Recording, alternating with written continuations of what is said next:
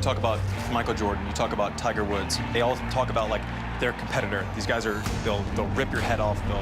They're just these insane guys. But I don't feel like that adjective is applied to you when people are discussing you. It has to be in there, right? It's not all talent.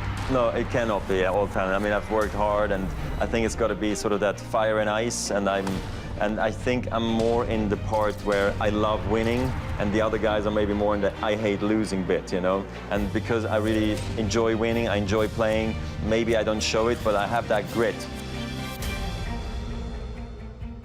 With all you've accomplished and the long list of accolades you have, what would you rate as your proudest moment or accomplishment of your career?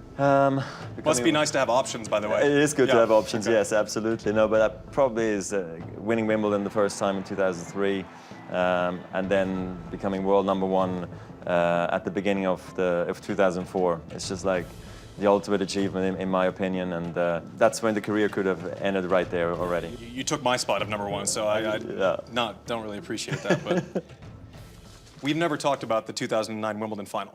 Right. You go into the locker room, and I'm at my locker, being very emotional, breaking down. It was a heartbreaking loss, and the thing that I remember is your team coming in, and you giving them like silent fist pounds and kind of giving them hugs, but it was in a very reserved manner, because it was like you were taking into consideration that this was hard for me.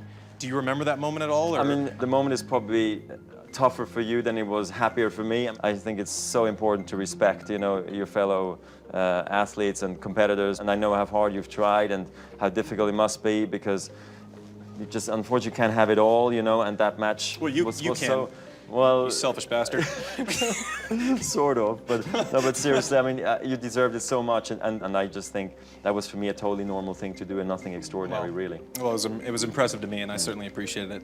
If you had to choose one person who's had the biggest impact over the course of your career, who would that be? Peter Carter, you know, for me was a very important figure. He was my coach when I was about 10 years old till 14, and then from 16 again till about 19. He was like a bigger brother for me, almost like a father figure. How did his death change you? It shook me, it woke me up, and made me realize how fortunate I am to be a tennis player and how much he would want me not to waste anything. And I think this is when maybe my career sort of went into overdrive, and I was like, okay, I want to make Peter proud, even though he's not with us anymore today. Looking back, is there anything you regret? I wish I could have maybe realized my potential sort of 2 years earlier, started to work really hard earlier, understand what I was trying to achieve, what was possible. But at the same time, I think all of that was good for me later on, you know, that I got all the stuff out early, the anger, the sadness, the pressure. I had to deal with so much, I felt like between sort of 16 and 22, that later on, that made me the player I am today. So the storyline's coming into the US Open. There's a weird number next to your name in the draw. It's number 7, which just looks foreign. How do you react to that? I'm more focused on myself than what the people are saying or what people think of my game, because I was struggling with a bit of a back thing. My confidence maybe went away for a little bit. I feel really confident again and know that I have got a chance, whereas maybe, you know, like a month or 2 ago, I was really not sure. Inevitably in sports, no matter how great you are, even the greatest, deal with time and age. Roger Federer is out of Wimbledon. To a man who'd never beaten a top 10 player.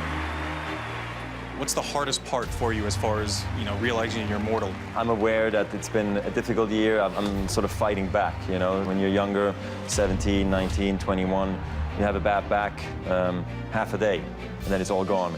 Then it becomes 2 days, and then all of a sudden, next thing you know, it's like 5 days. That's when it becomes unsettling and not a lot of fun when you're playing too often with pain. But I think it's going to be definitely more the mind and the body dictating how long I can play. But I mean, if I take care of it and I have passion for it and the results are still there, I think I'm going to still play for some time.